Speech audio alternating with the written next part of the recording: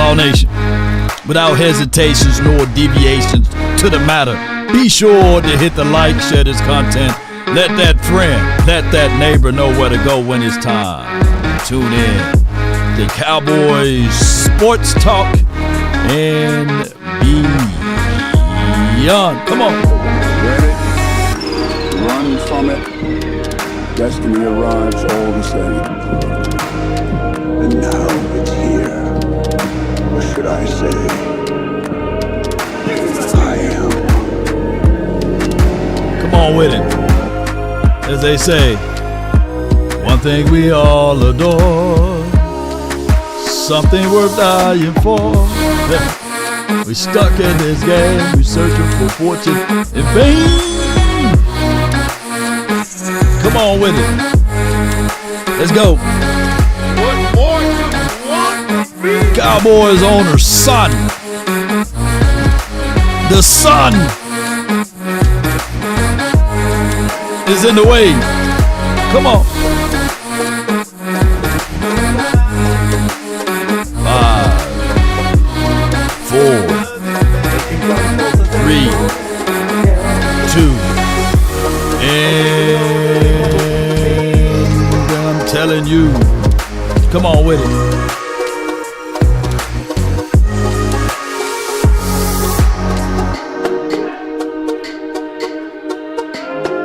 As this room fill up, be sure to hit the like, share this content, and let that friend or that neighbor know where to go when it's time to tune in to Cowboys Sports Talk and beyond. Nobody, baby, and who can do it like me? Who can give me what you need? Who can do it all night long? Nobody, baby.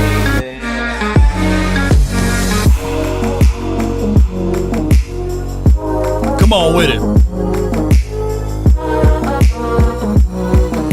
All right. Yeah. Ain't no party like a cowboy party. Ain't no party like a Stephen Jones party. Oh my gosh, man. Let me tell y'all something, man. Stephen Jones come out and state that, hey, it's going to be technically more of the same. Now, we do know that the salary cap can be manipulated. We do know that the salary cap is not a real tangible thing. And my guy, my brother from another mother, no other, don't look like Danny Glover. We got a chance yesterday to talk to my guy, John Machine Gun Shoulder, on the show. And I want you guys to help grow the Cowboys collective, because collectively we were talking about this good stuff that I don't want to hold you guys for a long time. But let's listen to it. How was that today? Was there any nuggets that came out of the owners' meeting? What can you tell us? So this is the first time when Jerry wasn't there to talk. So This kind of surprises me. So they do it out in Las Colinas, and it was the Four Seasons. They changed it now. It's another. I mean, it's a super nice hotel. So if not every owner's there, there's a representative from every team. And so generally speaking, I go out there because Jerry almost always talks at the end of these. And so, but we did get Stephen Jones for a little bit. I'd say the biggest things that came out of it, number one is for anybody that is hoping that they're going to spend a little bit more, be a little more aggressive in the free agency this upcoming offseason. Yeah, that's not happening. Wow. Yeah. Too early for this, John. John, hold on. John, no. Now, I said we weren't going to argue, but I'm not going to let you skate past that. John, lean into why. What's going on there? You're kidding me. This is breaking news. Breaking news. Because of the fact of having dead money from previous contracts that they still have on the books. So the exact quote from Stephen about this was, I think we knew we were going to have a challenge this year and next year. It's going to be really, really tight because we still have some money left over from some guys who aren't here today. And you're going to have some other guys that won't be here in the future that you still have their cap count. And so because of that, this is going to be a conservative offseason. I'm telling you, wow. I know fans don't want to hear that because they see a team that's been disappointing this year, and you want to go in the offseason and be like, all right, there's going to be some major changes. But I maintain that there weren't going to be major changes when they gave the contracts to Dak and CD. So, because I'm of the belief that a Jerry Jones in his late 40s, early 50s, so this is early 90s when he first bought the team, I don't think he does Dak and CD's contract. I think the all-in that he wanted to be was they were going to be all-in on the season. When the season was over, evaluate everything. Does that mean then I'm going to give Dak a new contract? Does that mean then I'm going to give Mike McCarthy a new contract? But he changed that plan, when he gave that contract to CD, gave the contract to Dak. Those are major dollars locked up there. And let's stop it right here, and shout out to Cowboys Collective. We will be doing that show pretty much every Wednesday, so be sure to check us out.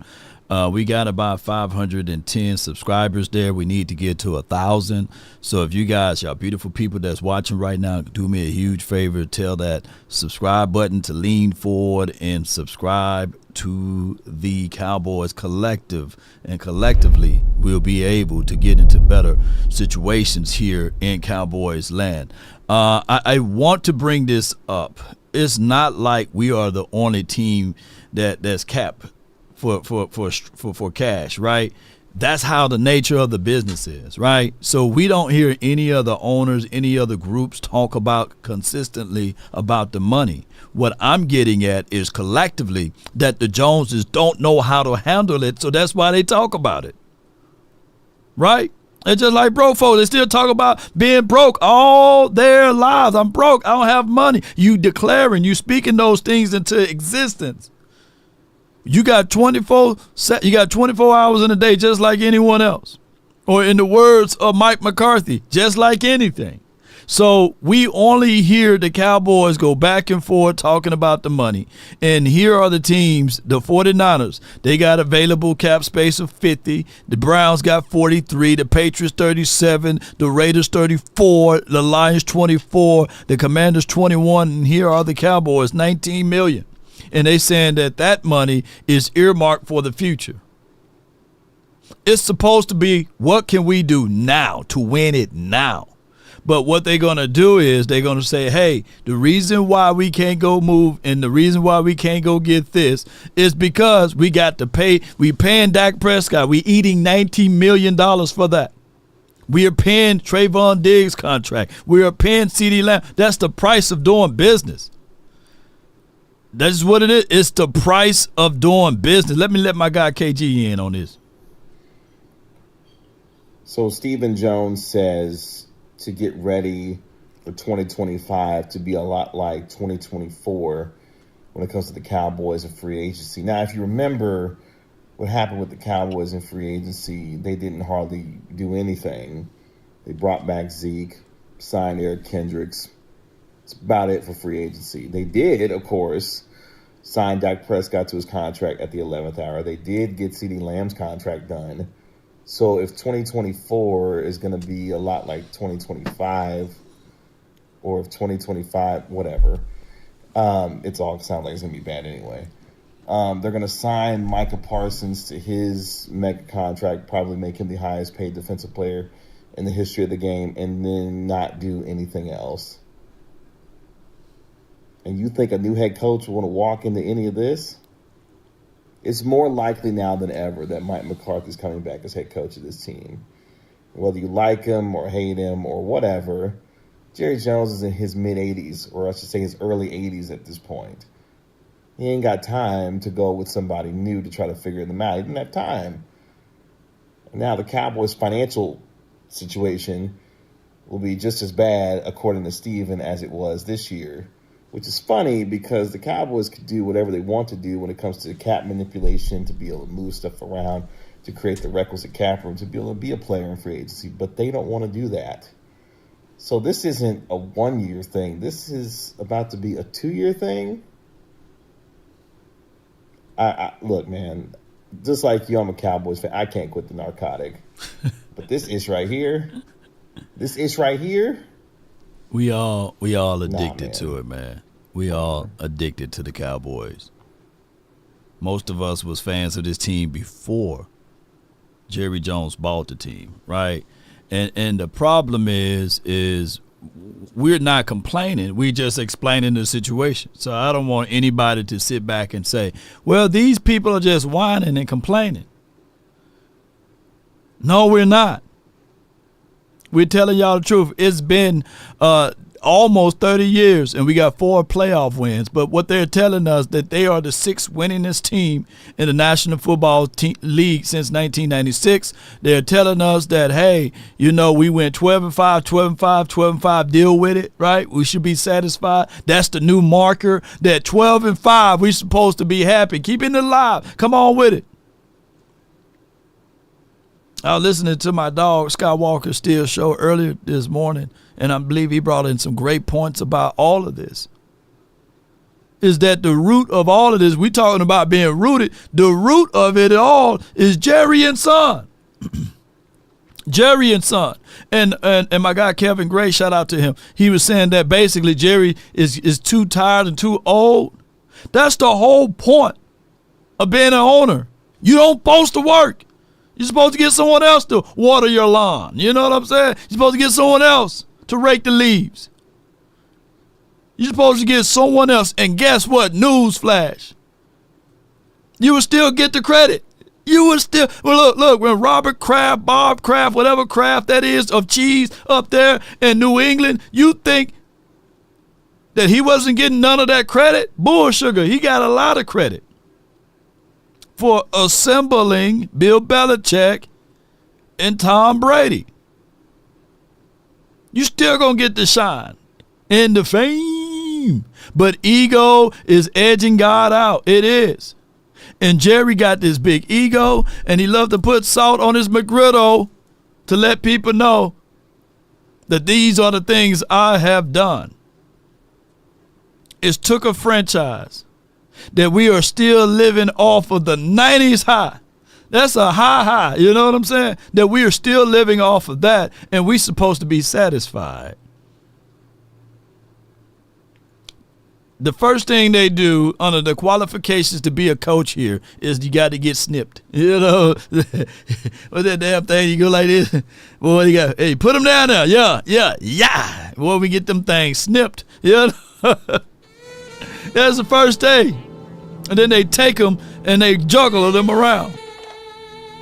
Oh, shout out to Toxic Tom.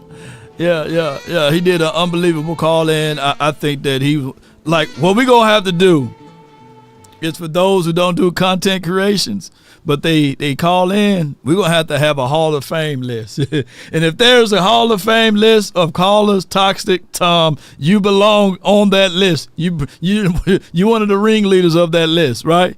Law Pimping today. Yeah, shout out to you, Ice Cold. Yeah, appreciate you, bro. Yeah. Toxic Tom, because he says it just how it is, right? And he brings in the leadership qualities. I do love the storyline, you know, of being, you know, a veteran and these sorts of things. But it's all about command. It's all about leadership. And right now, the Dallas Cowboys, if we say, take me to your leader, the first name to come up to mind is not the quarterback, not the running back, not Michael Parsons. It's a man that's 82 and a half years of age, 83, however old he is. It's Jerry Jones and Son. And here's the anarchy of it all. Things are not going to get better if Steven is running this thing. Steven is worse than Jerry, and they look like they can be brothers. They look like they're the same age. And if Steven lived up to the age of Jerry, we talking about another 25 to 30 more years. And I'm not complaining, by the way, y'all. I'm just explaining. You know, Lord, how long is it going to be for the call-in line? Because I'll be back soon. Okay, I can open up the call-in line now. But before we do all of that, you know, hey, you know, you always want to have a system of control. You want to be in control. And when things are bad and it smells terrible, right? You just can't just put it on with the funk. What you got to first do, you got to wash it off. You got to take off all of your garments. You got to take off everything and make sure you wash yourself and then apply it. But let's listen to one of our sponsors of this show. Let's talk about control. And first and foremost, I'm talking about control body odor, and that's anywhere. And all you have to do is shop.mando and get $5 off of your starter pack, and that's over 40% with promo code LAW, shopmando.com. Let's go. I use this body wash odor control, full body control with Mando. They have the product here, and they also have deodorant that you apply under the arm for 72 hours of odor control. You want to be in control. And speaking of control, they also have the product that you can apply all over the body, the invisible cream, and it also fights for 72 hours. Look, it's all about being in control. And with Mando, man, they control body odor anywhere. All you have to do is shop.mando, get $5 off your starter pack. That's over 40% with promo code LAW, shopmando.com. Let's go and let's stay in control of your odor. I love it. Let's go, man! Let's go! Let's go, baby! Breaking news! According to Nick Harris, the Dallas Cowboys have signed Braden Daniels to the practice squad. The Louisville native was a fourth-round draft pick. So, hey, technically, we're getting our fourth-round draft pick back, from the 2023 Washington Commanders, but never played last year due to a torn rotator cuff. Boy, I'm telling you, baby, we might be stealing something over here. Come back, Steve! So, hey, who knows, man? He can be probably the next Terrence Steele. Who knows, man? He may be a steal for us. So that's the breaking news. And, hey, we got our fourth-round draft pick back. That's how they going to spend this thing. Can't nobody spend it just like the Joneses, baby. Yeah, let's get it, baby. Yeah. Y'all pissed off, huh? Yeah. And then my guy Martin talked Cowboys, man. He said that basically it's just him making fun of games, my guy. He said, what was the worst downgrade of all time? And he says, from Amari Cooper to these host of wide receivers. I would say this. I would say, that'd probably be the second one. I would say the worst downgrade of all time is going from Jimmy Johnson to Barry Switzer. That's the worst. That's the worst. Yeah. But I get it. He used players instead. So that's just how that goes. Appreciate everybody for tuning in. And if you want to really kiss the sister with this, and take her to the prom and these sorts of things. Forbes list, Dallas Cowboys becomes the first team to surpass $10 billion. Oh, my goodness. Okay, so we're supposed to be happy about that. If only they hand out Super Bowls to those who are winning in the financial department. Yeah, only if they hand out money from there. Shout out to Toxic Tom. I made him one of the mods here, man. So salute, kudos, and credence to him. All right, so what we're going to do here before we open up the phone lines brought to you by Frenkel and Frenkel Law Firm, I just want to let y'all know that on Thursdays I do this show at Kevin Smith Restaurant, me and Clarence Cowboys and Chill. So I don't have the ability to go long on today. So hey, when you pick up the phone, I want to know your point. I want to know your counter. I want to know what you bring to the table. Like, what's your point? Come on with it. So let's get it. But before we go in, if you somehow in Dallas and you was in this proximity, I want to be able to put something in your hand. Come on with it. What's going on here? Yeah, y'all saw that? Holy shit! Yeah! Holy shit! Oh my God! This plane's landing on the fucking road! Is that Jerry? He ain't lying. Where you at? Yeah. Did he land okay? If he hit something, y'all already know who to call. Let me hear if he hit anything. He hit something. Holy fuck. Yeah, he hit a whole bunch of stuff. God. I hope all is well. So, Holy fuck. yeah. Prayers together. But if you somehow in the proximity or in the area and a blade or a propeller or anything hit you, you know who to call, right? Now, I ain't talking about Ghostbusters. You need to call. It starts from the first phone call. Most of the time, you're going to talk to Gene Burkett, a 30-year partner. You're not going to talk to some employee that just got put on the phones that day. There are things that are so crucial, especially if it's a cataclysmic event, to have our experts get out and look at the vehicle, witness statements, photos, the whole thing. Call Frenkel first. Chosen by the people, feared by the insurance companies. Call Frenkel first. No doubt. Get ready to give them boys a call, and they located here in Dallas. That plane wreck absolutely happened in Victoria, Texas. So we hope all is well with that situation there. We're glad that the pilot was able to land, but we know that there was a crash there. So call 214 or 817. In all of the threes you can dial and get in contact with them. My phone, hit my line, only ones who down for. Gene sounds like Jason Garrett. They may be related, you know. But they do cover plane crashes, though. Frenkel and Frenkel personal injury lawyers. They will take great care of you. They won't take advantage of you like Jerry. Oops. Like the insurance company. Come on with it.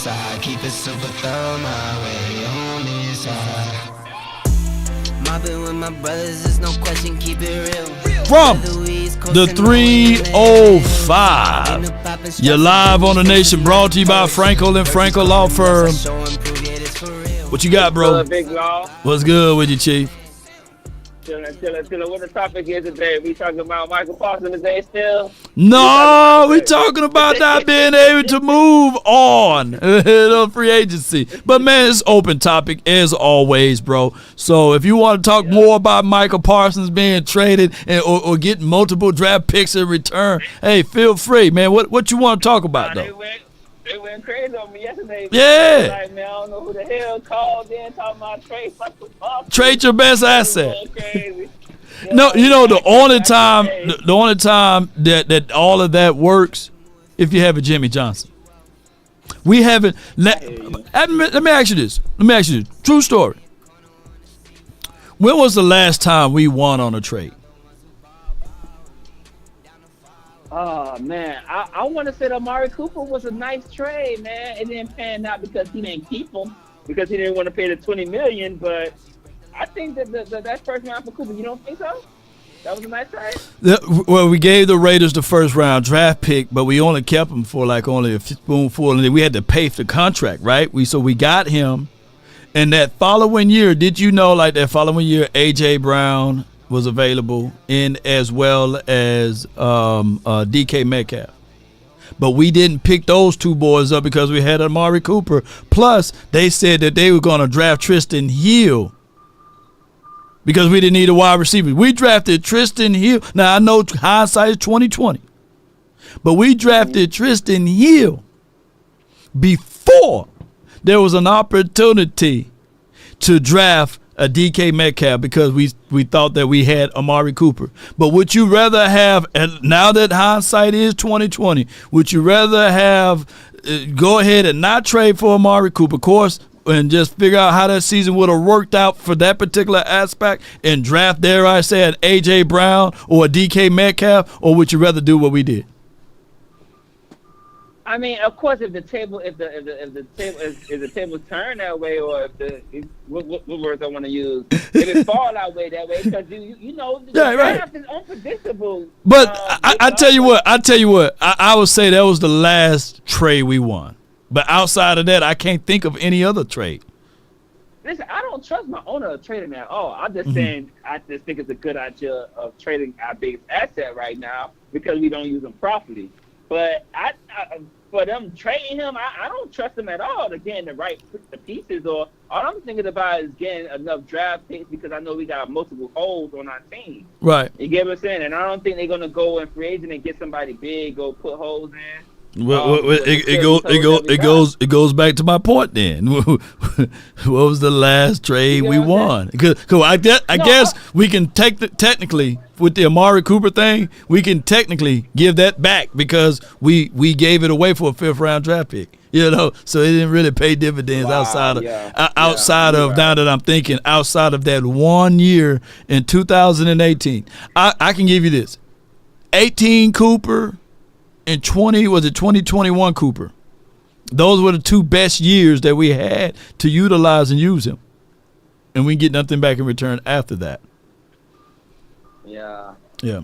I get you. Do you think that, even though we know our front office, it is what it is, but I look at the Jets, right, and see what Woody was doing, like Mr. Johnson was doing over there, and see how he got all those free agents, whatever. I mean, it still didn't pan out for him. It still didn't pan out for the Jets. So you don't think that Jerry and Steven looking at that side also and saying, man, listen, we could go in free agent and pick up everybody, but that don't guarantee a Super Bowl. Do you think they going towards that angle? Okay, so from your notion, you saying that the Jets, they danced around in free agency. They went and got the kind of caliber of Super Bowl quarterback out of Aaron Rodgers. They drafted early. And it still wet the bed, right? They got Rodgers everything he wanted, everything. It could, right? it could be. I hate to say this, but it could be that Rodgers just ain't good. No, I mean I'll be the first one to agree with you, Big Law. He just Father Time, it just caught up with him. Yeah. It could be that he just ain't good. Yeah. I really think I think whoever plays quarterback, I don't know if they would consider Sam Darnold. I know we're going off the topic, but I don't know if they want to consider Sam Darnold back at the Jets. But whoever plays quarterback for that team, if they keep Adams and them, I think they're gonna have a decent team next year. Whoever they plug in, who got a decent arm, cause like I say, Father Time just catching over Aaron. I think they're going to be a decent squad next year. That defense was pretty good 2 years ago. I don't know what happened this year, but 2 years ago, the Jets were pretty good. But like I said, it didn't pan out for them. So right. I think Jerry them look at it also that way and say, like, hey, yo, we could have got Adams. We could have got all these other players, but it's still not going to win you a Super Bowl if nobody gelling right and, if the chemistry ain't right and et cetera. So I think that Jerry them look at that too. Yeah, but you using the Jets, but at the end of the day, they are the Jets, and I hate to say that way, but in the last 30 years, in the last 25 to 30 years, believe it or not, they've been more successful than us. Wow, yeah. So it's just both ways you can look at it, bro. I feel you though, but I'm not finna base my decisions off of what the Jets did and say, hey, see, the Jets made every move. They went and drafted a running back. They went in free agency. They got X, Y, and Z. They made a trade for the Adams and everything, and look how they look. No, I'm not finna play that game. No, the Jets are the Jets, by the way, but I think that more so that Aaron Rodgers is a shell of himself. And you can't tell me if I were to pick up, let's say, Pat Mahomes and put him on the Jets that they won't be contending right now. You know what I'm saying? It's just what it is. Appreciate you for coming. A decent quarterback with them. But now I got two more. I got one more question. What you got? Now that you see Belichick left, right? You see that Belichick gone. Do you think that anybody want this coaching job? Do you think that people want this coaching job? That's why I open right now. They don't know what to do because nobody really wants the job. No. Settle for Mike McCartney? No, I don't think that that's the case, man. That's just like saying that on the open market, Kim Kardashian won't be getting hit at. You know what I'm saying? Kim Kardashian still would get hit at. They don't give a dog how many babies she got. She's still a beautiful lady. You know what I'm saying? So people going to still run to the Cowboys. They don't matter how many crazy things that goes on with Jerry Jones. There'll still be a line longer than Jay Leno's chin to get this job here. So I think that that's the same. People still line up people still line up for Kim Kardashian. People will still line up for the Cowboys. That's just how it is. Yeah, I kind of just for the star power. I kind of agree because that star power. There's nothing like the Dallas Cowboys star power. I totally Right. agree. But now I'm gonna continue on listening, Big Law. That's all I have because Belichick gone. Now I want to see what people say, like the leader candidates. If we don't keep Mike, I think we're gonna keep Mike. I think they're gonna sign up to another 2-year deal, like like a bridge coach. If they don't sign Mike, I think they'll sign they'll promote Zimmer. And then I think they'll promote Al Harris as the defensive coordinator just to get his feet wet. I don't think Al Harris is prepared to be a head coach right now. I would like to see him, build his resume up, should I say, become a coordinator and then et cetera. No doubt. You just throw him right in there as a head coach. No doubt, man. Appreciate you for calling in. Yeah. All right, Big Law. No doubt. Yeah. If Al Harris get the spot and the duty, man, we just want it to be something like this. Basically, let it be a fair and reasonable or within reasonable situation, Right? He says longer than Jay Leno's chin. Y'all know I'm telling the truth, Say all you want. And then Ray J still be in the background talking about, I hit it first, though. Yeah, hey, that's just how it goes, man. Shoot, yeah.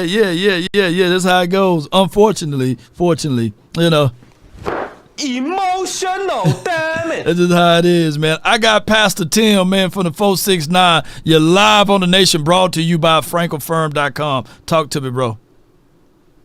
How y'all doing today? God bless everybody. How y'all doing, man? Doing great, man. Happy Cowboy Day, man. Happy birthday to you, bro. Yeah. 41. Yeah.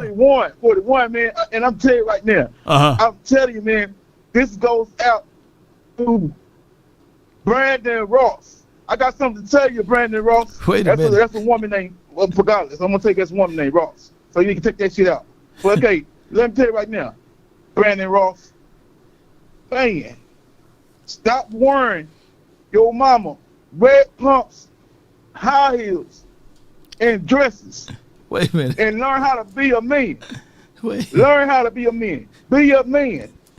Be a man. Cause when you keep wearing your mama clothes, then all this Air Mama lipstick, all they're gonna do is make you more like a sissy. So be a man and stop running. Oh, jeez. Stop running. Wait a minute. All right. Hey, wait a minute. So, yeah. So I want to say that, man. I want to get out my chest, man. Yeah. That Brandon boy, Brandon, whatever Brandon be doing, boy, yeah. He got enemies. The red pumps, red bottoms. Oh my gosh, man. All right, big Lord, I don't have to help me, and I'm glad to be 41 years old. Right. Man, God bless everybody, and y'all be encouraged, man. And how about them Cowboys, baby? How about them Cowboys? How about them Cowboys? Appreciate you so much, man. Pastor Tim, man. Yeah. Out of the grave on his birthday, man. Swinging and swinging all that he can as it relates to punches to my guy, Brandon Ross, man. Good Lord. All right, so next we have on the docket, man, J May, man, from the 774. You're live on the Nation, brought to you by... You guys said, oh my gosh, stop this. But brought to you by Pastor Hands. Oh, my bad. Frenkel and Frenkel from 774. You're live, dog. Man, you guys are wild, bro. Wow, man. Wow. Never a dull moment on the Law Nation body, man. Never a dull moment. Never. Man, so I was just doing some, just a little bit of reading this morning, man. I was just looking. A lot of these teams, Jerry Jones likes to say, like, he likes to build his team through the draft. And right. One of our problems, we usually hit on our first round, second round picks, but a lot of these good teams, they hit on the draft was in the later round picks. Mm-hmm.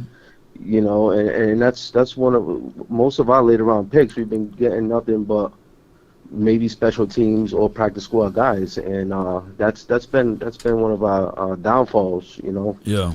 And I think that's if we're gonna build through the draft like Jerry says, then we need to start hitting on all these later round picks. Yeah. So that's one of the main reasons why I want to call.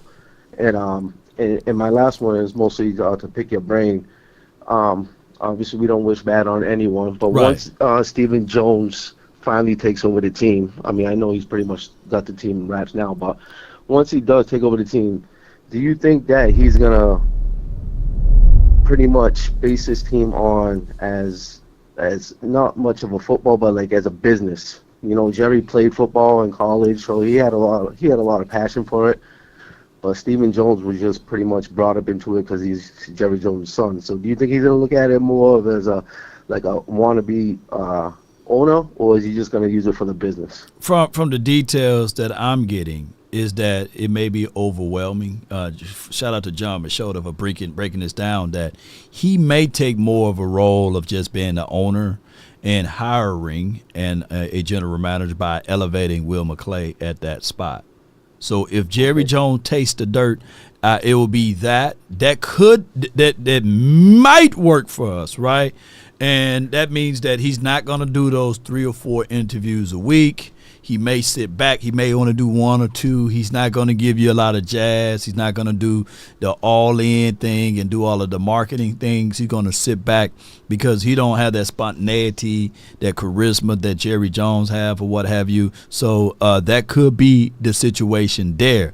Or ultimately, I don't know how the will or the trust is with the Joneses. It could be Charlotte Jones. It could be Jerry Jr. Jones. You know, I don't know. But it could be one of those things. But more than likely, you will have less of the chaos because it goes back even to like the biblical situation. You can't have 2 masters. And we can literally see that they have 2 masters. They have Stephen Jones who control the books, and they have Jerry Jones who control the impulse of, hey, I'm doing it willy-nilly my way, and I'm going to sign Trigger Trey because I'm Jerry Jones. Everything goes through me. So it could probably work with a less distraction, and at least we can say to ourselves, we know who Stephen Jones is, right? But nobody knows who Jerry is because he's everywhere. Sure. You know, I wouldn't mind that route as far as hiring another GM. Maybe take the route of like the Sterlings in New York or the Buses in LA. You know, let the owners do their owner, and then bring in a GM to do that. So, man, once again, your knowledge is impeccable, man, and I just appreciate everything you do, brother. Hey, man, I appreciate you, Jay, man. You have a good day and a better tomorrow, bro. Appreciate you. Talk to you tomorrow. Yes, indeed, man. It's lovely talking to you guys every day, man. And that's just the reality of it. That's just the reality of it, man. Sadiq says, Pastor Tim, happy born day, man. Appreciate you, Pastor, man. Appreciate you. The next caller I got from the 214, and then I have the 423. But from the 214, you're live on the nation. Talk to me, bro. First of all, I want to check on you, Law. How are you doing today? Hey, man. Everything good with you, man? Shoot, one day at a time, man. Being able to be seen versus viewed is a major thing for me, so I appreciate you guys. By the way, I want to tell you too. I pray for you. You know, I definitely keep you in my prayers because I can tell, like, you going through a lot, right? With the whole lawsuit and a lot of shit. So I'm just letting you know that I definitely keep you in my prayers. But I just want to like do this thought experiment to where if I could just be a GM for maybe 3 years for the Cowboys, because and then I want to know your how you feel about it. Like if you was a GM for 3 years, like what would you do? So this, because our problems is so like easy to fix, my thing would be the first thing I would do, I would hire Ben Johnson. Right. Whatever Ben Johnson want, whatever money, whatever. Sure, that's cash money, man. I will hire the brightest and the best minds here. There's no salary cap as relates to coaching. So shoot, Bill Belichick would have been on this team, as in some capacity of even an advisory, right? Because I'm a billionaire with a B. So $10 million a year, that ain't nothing to me, man. That's why I throw out the window. I'll write that off. Yeah. You know what I'm saying? So if Ben Johnson wants 10 to 15 million APY or 15 to 20, then hey, he's here. Mike Weber, I'll have me an all-star coaching staff. That's what I would have. Yeah. No doubt. Absolutely. Yeah. Like I would hire Ben Johnson, and I would make sure that we, as a GM, that we set a culture of toughness, accountability, and just situational awareness all together. Yeah. The next thing I would do, I would get Ashton Genty. The next thing I would do after that, I would draft a true number one receiver, like in the later, like maybe in the 2nd to 6th round. Right. I try to find that gem, that gem that's not in the 1st round. I would try to get him in a free agency. So if Amari Cooper became open, to me, Amari Cooper route running is second to none. Like I love Amari Cooper's route running. The next thing I would do, I would like poke around the Bucs, and I would see what they wanted for Vita Vea. Vita Vea is one. He's one of my favorite defensive tackles outside of Jalen Carter and Jordan Davis. The next thing I would do, I would try to find a replacement for Malik Hooker because he's gotten to getting up there in age. So I would try to find that next safety to make a replacement for him. The next thing I would do, I would try to get Xavier Howard to kind of, just in case Trayvon Diggs or Deron Bland goes down. The next thing I would do, I would kind of put Dak on a 2 to 3 year plan. Right. Just like I said, I would create a culture around him so that he has everything that he needs, and I would keep a keen eye on Dak to see if we can at least make it to the NFC Championship or the Super Bowl. And while I'm looking at Dak, I would be looking at Arch Manning. I feel like Arch Manning can be, the face of the NFL, one day. So that you say what, and I want to know what you would do as a GM. Yeah, as a GM, every player going to have votable years on their contract. Since the NFL allowed votable years, that's like a cheat code to life, right? So every player will have votable years. I'm going to always kick money down the stretch. I'm not finna bring up, hey, salary cap, because I know it's a myth, right? So I would make sure that I can circumvent, and I'm going to tell players straight up, my job is to replace you. My job is to replace you. And while you are here, you're going to get paid top dollars to play under the Law Nation sports program, but my job is to replace you. But here's a contract with avoidable years in it, far as the no trade clause and all of these things. Hey, No trade clause. No. We ain't dancing like that then, shoot. Well, I got to have myself out. I got to protect myself just like you got to protect yourself. Exit strategy. So that's why I would put a little bit more in the kitty with the no trade, with the absolute voidable years of the contract, giving you the money up front early, right? So I would do all of those things to the best of my ability. And on top of that, it's just what it is. I would circumvent that damn salary cap. That's what I would do. Every day, I'm figuring out ways to circumvent that salary cap. Every single day. And on top of that, we coaching around here. Yeah. So my backups are going to have the same responsibilities as my starters. They're going to be held to the same degree. And that's just how it goes. That's how I fix it. That's how I fix it. You see how we just sat there, we brainstorm how to get this shit together. I just be sitting there wondering, like, what the hell are they doing? They trying to get boxing fights up in here, man. They trying to get roller derby and some type of slingshot contest. You know what I'm saying? They ain't focusing only on football. They trying to land deals. Look, Jerry Jones trying to focus and buy 100,000 acres in Waxahachie. He trying to buy Waxahachie. Change it to Jerry Jones Waxahachie. You know what I'm saying? So they ain't thinking about just football. They thinking about a whole bunch of other stuff, bro. Lastly, on my way out, man, I want to shout, man. A lot of people giving Brandon a lot of heat. Man, I'm gonna throw Brandon some love, man. Shout out, Brandon. If you listen, man, Brandon, shout out to you, big dog. People be getting on his ass because he giving their opinion. Bruh, it's okay for you to have an opinion. It's okay. Man, shout out to Brandon. Shout out to you. Man, shout out to MJ, always giving me my flowers. Man, shout out to man B Bird, bro. B Bird be talking that shit, man. Yeah. And then shout out to Coach Mar. Coach Mar, we love you, man. And we just want to send you some flowers as well, man. I'm out. No doubt, man. Shout out to Darius, man, for all of the shout outs. But, you know, I know there's some gray areas in that, but I wouldn't use the salary cap as a crux. You know what I'm saying? yeah. And there's things that I promise you, that they ain't telling us everything, you know. They only tell the general public so much. It's just like the government itself, you know what I'm saying? Yeah, wondering why you got extra facial hair and you a female because they putting stuff in the water, you know what I'm saying? Wondering why, hey, clear sunny skies and then all of a sudden you see chemtrails up in the sky and the next day it's raining, right? yeah. So wondering why there's rusting pipes in certain areas. You know, it's crazy. You know, we only say a few things, you know, and if you go to other countries and stuff, some of the food is banned there, but it's freely, openly here, you know. So the government don't always tell you everything. And I hope I ain't talking too much. And all of a sudden, what happened to law, man? Law done disappeared around here. But let me get the next caller on from the 423. You're live on the Nation, brought to you by Frenkel and Frenkel, personal injury lawyers. Talk to me.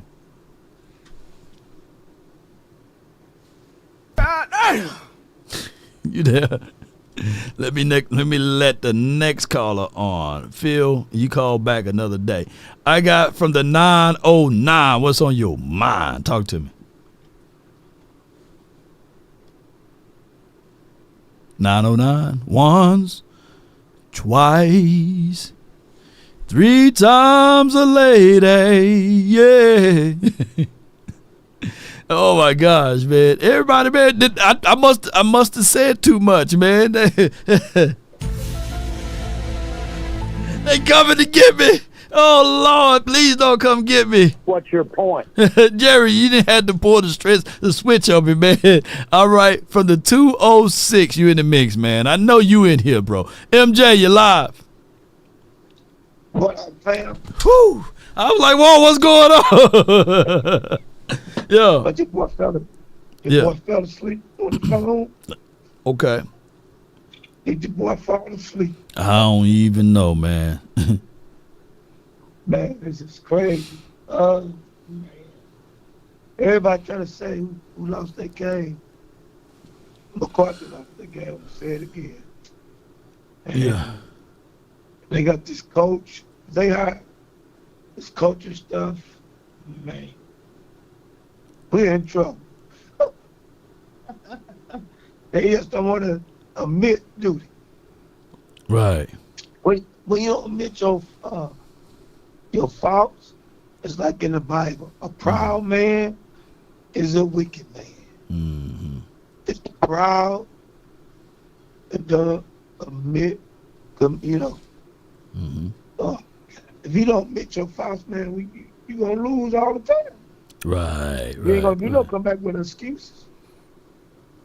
Right. And that's all we do, excuses. I'm tired. You see me, I'm burned out. I don't even be mad. Man, boy, you are burned out, man. You sounding like you under the weather, you under the bus, man. You under the cover, you everything, bro. So you all right? Talking too much.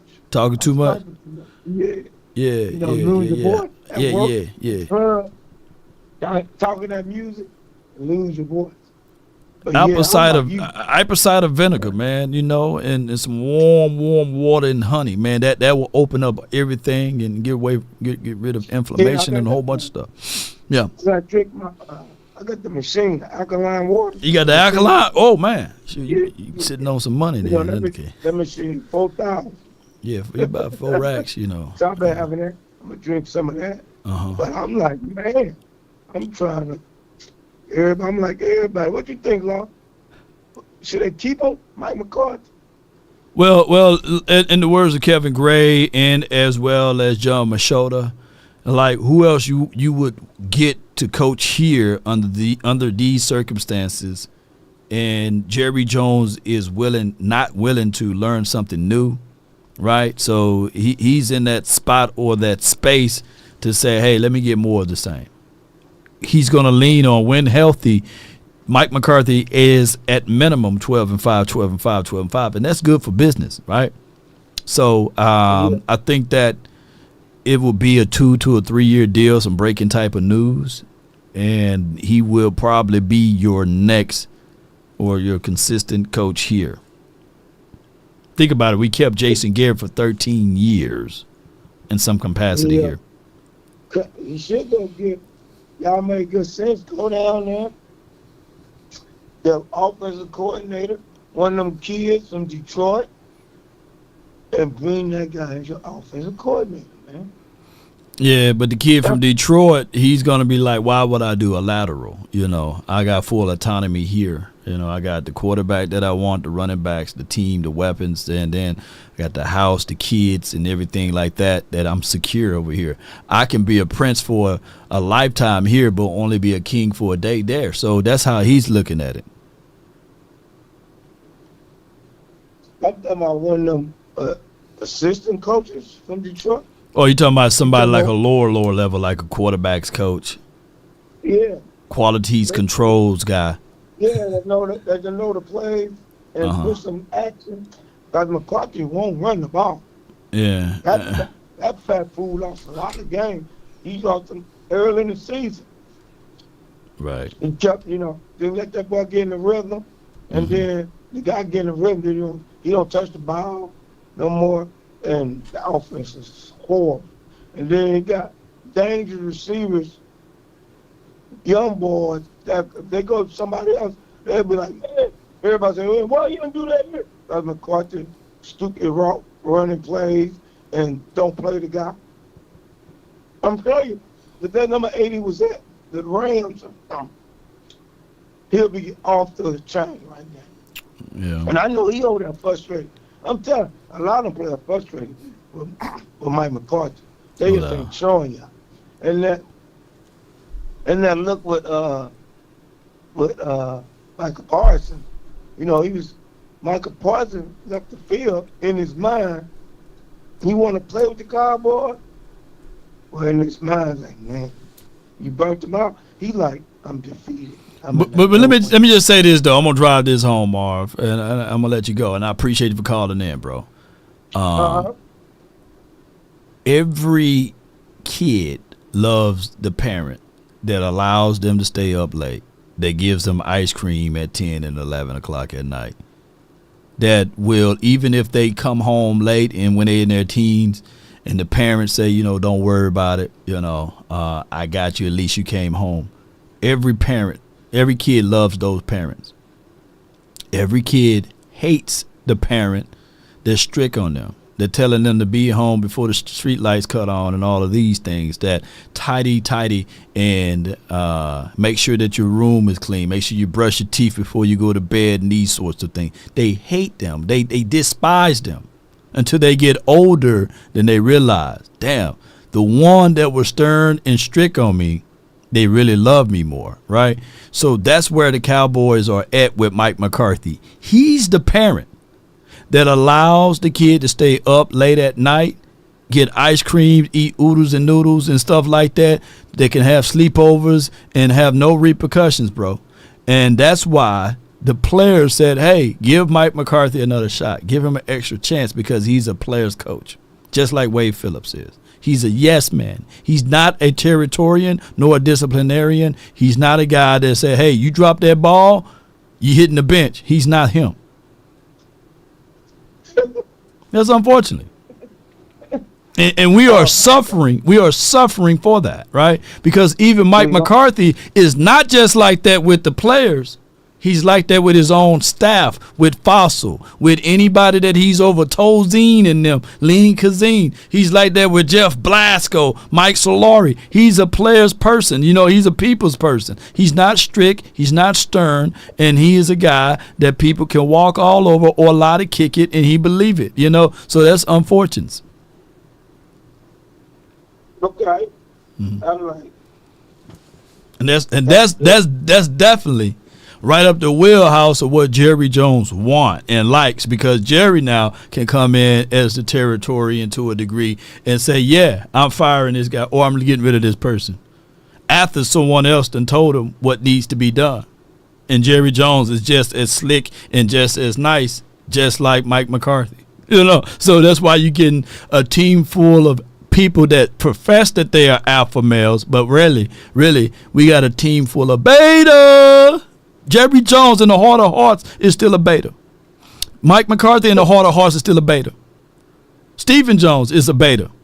All of these, we got a team full of beta males that's trying to lead a pack of alpha males to victory, and it's not going to happen. It's not. It's not. You're right. Yep. So I appreciate you for calling in, man. Thank you, bro. You have a good one. How about the Cowboys? And you gonna do the announcements tomorrow, or you wait to Friday? We wait to Friday. We wait to Friday for the score prediction and all of that great stuff. Appreciate you, bro. All right, brother. Mm-hmm. Salute. How about them Cowboys? Yes, indeed. Yeah. For example, like I'm saying, Jerry Jones could have walked in there and be like, hey, I don't give a damn what Jimmy Johnson is saying. I hired him. I'm over him. If he was a true alpha, he don't give a damn of what people talking about that he don't know football and he trying to prove a point. Alphas don't have to prove points to no one. I'm big dog. I'm LD. I'm LD around here. What LD stand for? Long daddy. I'm going to give you PG-13. I'm long daddy.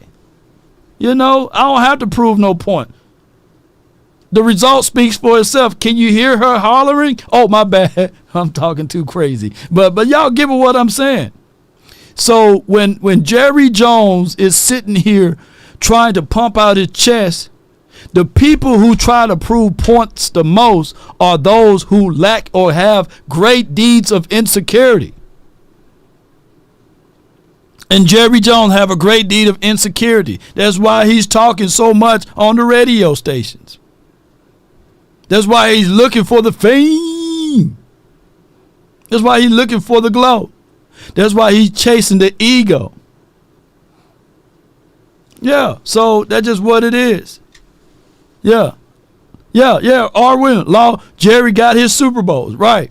And if he was really standing on business by that, he wouldn't have to talk about it, right? It's like when you bump into somebody and they want to show you your chain. They want to show you their wallet. They want to show you how many bricks they done got. You know what I'm saying? Them people right there, flashy. Insecure. A narcissist, yeah.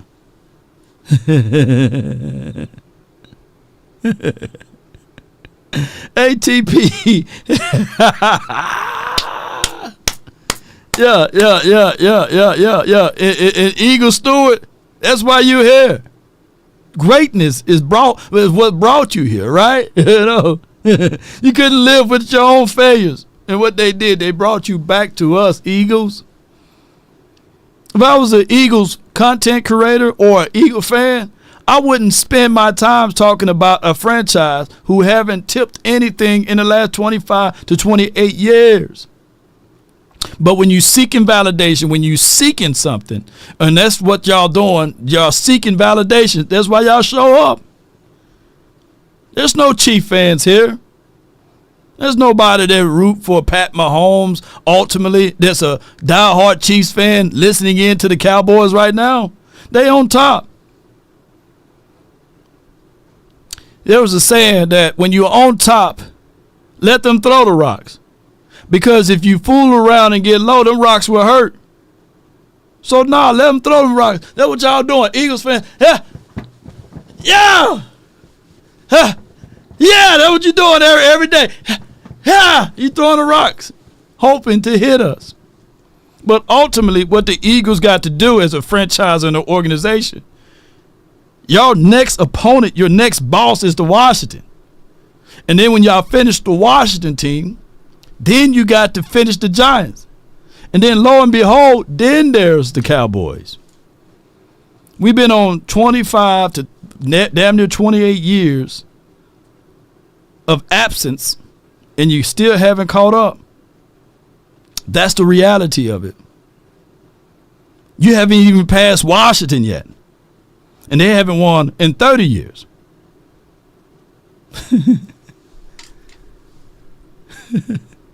All right, so I got Phil. I'm going to try you again, man, from the 423. You're live on the nation, brought to you by FrenkelFirm.com or Big Law. Hey, Law, this is Henderson calling. What's good with you? Doing good, Doc. Doing good. I agree with everything you said. Yeah. Over the last, since the last caller. I do believe that if we continue to keep McCarthy, and I don't, the question was asked last night on one of my favorite shows, why do we hate McCarthy? I don't hate McCarthy. Right. Hate is a strong word. It's a strong word. Yeah. I prefer to have moved on. Now, one of the reasons why I prefer to move on, I just don't believe in the system that he likes to utilize. Right. With the 4 receivers and no running back in the backfield and not running the football. Even when you're successful, you don't run. Right. Even when you're in the red zone, you don't run. I personally, I don't believe that we're going to win championships playing like that. And that's the reason why I really wanted to move on. I do believe Jerry and Steven are going to keep him. I believe they're going to sign him to a few years to keep him around because the players are saying they want him. But for the very things you just said, that you just verbalized, him being the school teacher that everybody loved, because he let them get in there and do what they want to do. That's the reason why they're not going to win long term with him as the coach. Now, I'm not saying they won't have a successful season, make the playoffs, and get bumped in the first round. Because, I can see that happening. I could see them winning at least enough to get in the playoffs. But, ownership is a problem as well. I'm not saying he's the only problem. Ownership, as long as they continue to believe that we're going to build a championship team with the draft and the draft only, I don't see us ever winning, a Super Bowl again. I do believe that's more Steven than Jerry. I wish that if they did not want to go and get free agents, that they would go and trade, but they don't like to give up those picks. Right. So, it's 3 ways you can do it. You can do it through the draft, you can do it by trade, or you can do it through free agency.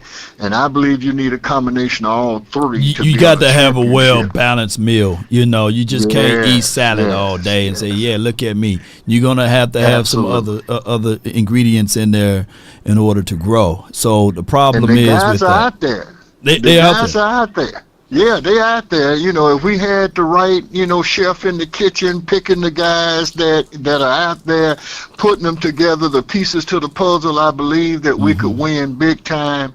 I do believe that when our defense coordinator was here last year, I believe he was trying to get linebackers. Right. I believe they held him up and didn't let him have what he wanted. I don't think it would have helped. Because, I think his loosey-goosey defense was still a problem in my mind. Right. But I think we would have been better than what we were. If we, and I heard Jerry say, hey, I love our linebackers. And I was looking around, how many linebackers we got? I didn't see but one. One. I saw 2 safeties playing linebackers, but I tend to see but one linebacker, and that was the boy from LSU. And so I was trying to figure out what he was talking about. Yeah. But that's what he said, and when he said that, I said, we in trouble.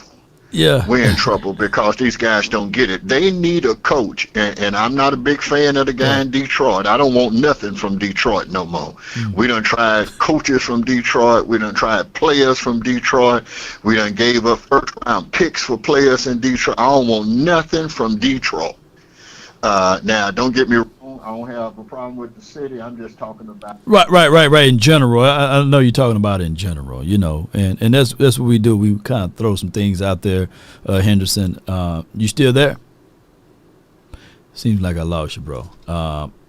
But yeah. Go ahead and catch that breath too, man. Boy, Henderson, boy. I don't know if you were running, bro, to get on his phone, but man, and shout out to Henderson Chicken too, down here in Dallas, man. Henderson chicken go hard. The thing is with all what he said is just 1,000% true. Hate is a hard word, but it is what it is. But it's one of those things. Whereas,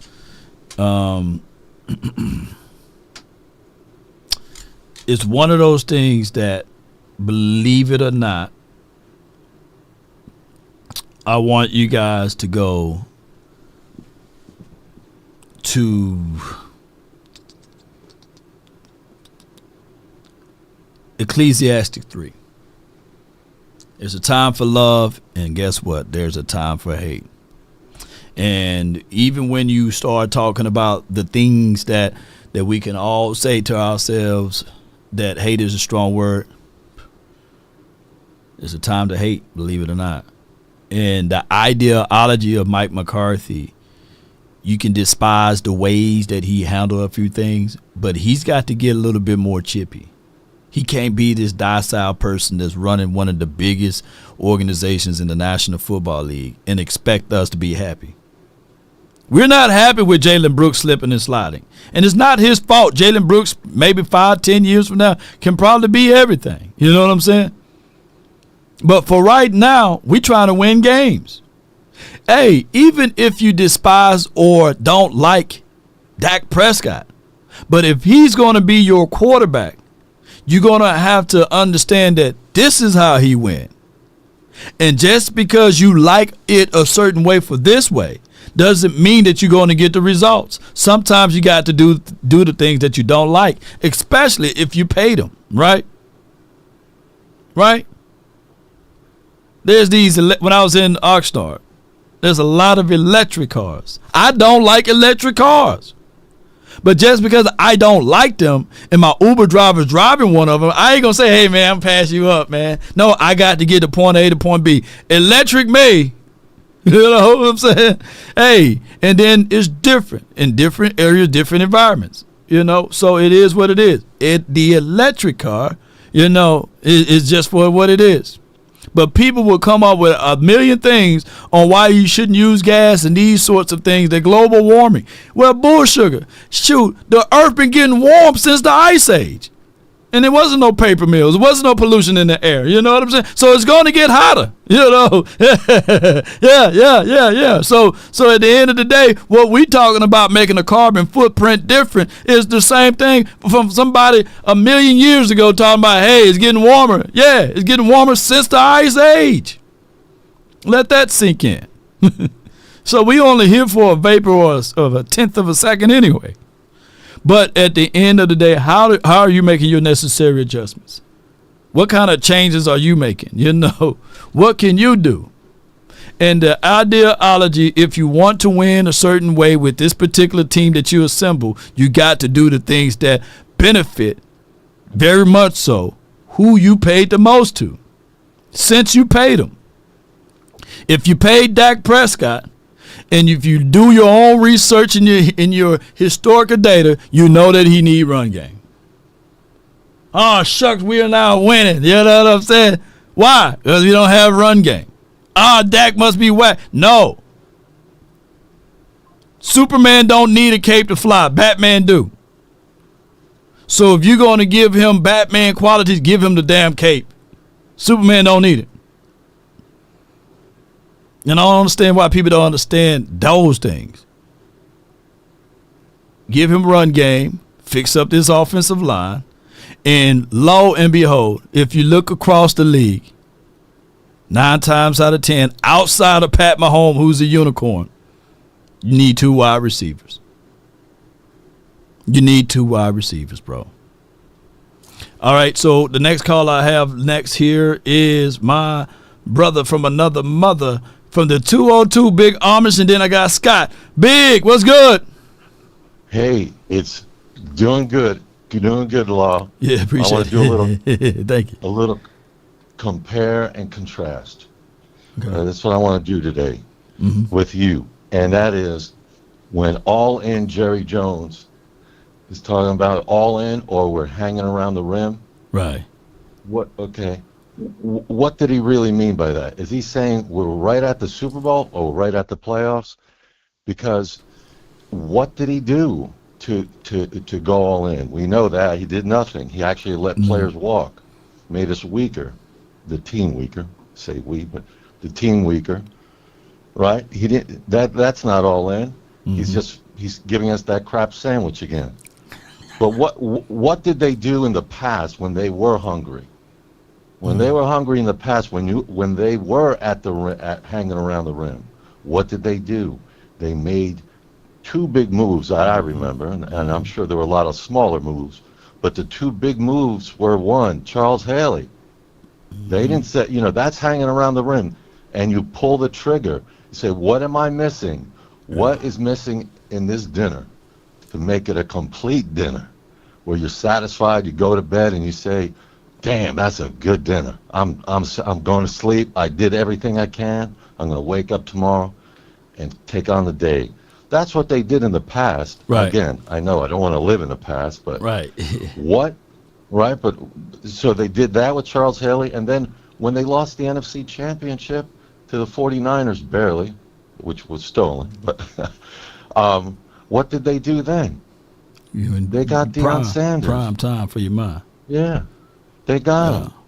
So, and then they won the Super Bowl. So when we hear these phrases, all in, there's been nothing shown, nothing demonstrated to be all in. Right. Just total lies.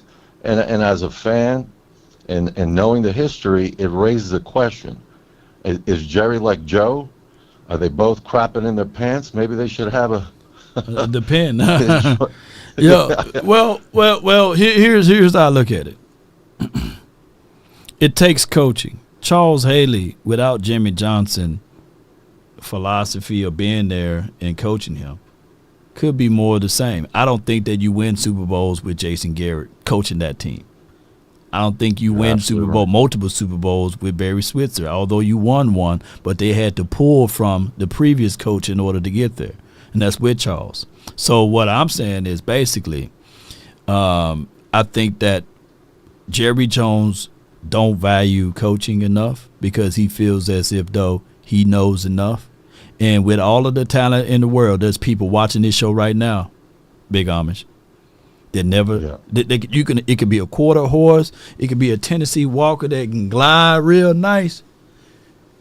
As beautiful as that horse is, and if they never rode that horse, they'll fall off every time. They wouldn't even know how to get on it, right? And that's just where this team is. We have the beautiful stallion, and I ain't talking about Megan, but we have the beautiful Tennessee Walker or the quarter horse.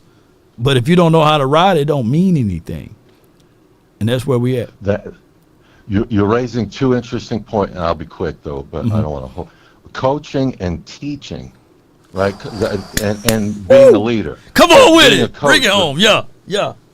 Okay, so yeah. So you have to have both. Right? Yeah. The young lion needs teaching to learn how to hunt.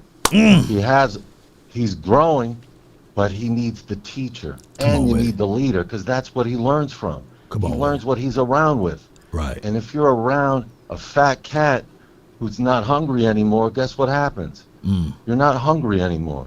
You're not going to hunt the same way, but you need the teaching, right? And you need the leadership. Right. Jimmy Johnson gave you both. He was a great leader, and he had the teachers in place, the defensive coordinators. You had the defensive line coaches, offensive line coaches. The same thing. You have to have the leadership and the teachers. Right. I want you to expound on that. What do you? Yeah. So I appreciate you, Big Amish. I appreciate you. Thank you so much for calling in, bro. And I definitely gonna expound upon that. Yeah. There's books out there on how to swim. Hear me out. The book can say go like this, go like that, turn to chapter 5. You can backstroke this way and that way. And you can be brilliant in knowing that book cover to cover. But if I take you and put you in that environment, in that water, you sinking to the ground. Ain't nothing like the real thing. And there's no shortcuts to success. There's people watching right now that it can be a Ferrari, Aston Martin, Tesla, whatever it may be, car that I can just give it to you, right? And it's a stick shift. You can't even get it out of the driveway. Nevertheless, pull up a hill. You're like, oh man, I was looking for an automatic, man. I don't know how to drive a stick. That's where we at. Just because you have the shiny object, just because you have all of those beautiful things, 12 and 5, 12 and 5, but can you drive a stick shift? Can you pull one out when it's needed or necessary to pull it up the hill? How are you doing? How are you competing against teams that's above 500, right? But man, we were 12 and 5, we were 12 and 5. Yeah. But can you get that car up the hill? Can you get it out of the driveway? You know. Cowboys have 13 Pro Bowlers. All of those things, those shiny objects, half of it is politically engineered too, by the way, because we are the Cowboys. We get most visible views of anything out there, right? All of the prime games, all of those spots that people gonna see you, so they're gonna judge you differently. But the ideology, can you handle what you got? Can Mike McCarthy really handle that rough personality, right? That alpha male that say, give me the damn ball. Hey, we should have ran the damn ball. Can he handle that? Can he deal with the complex of personalities of saying, Mike, you blew the game? I'm talking about players calling out coaches. No, he can't. He can't, because he would blow up. So he developed a culture that fits him. The docile culture.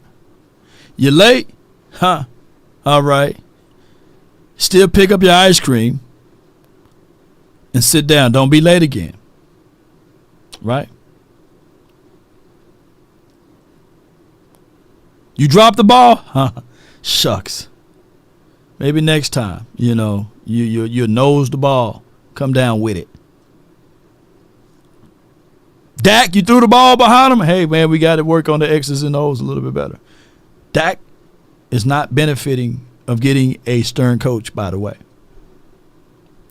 The Cowboys got a bunch of go along, get along guys because they don't want to rough up the house above. The fish rots from their head down, as above, so below. And if you speak too wildly on the player goes straight to Daddy Jones and said, Daddy, he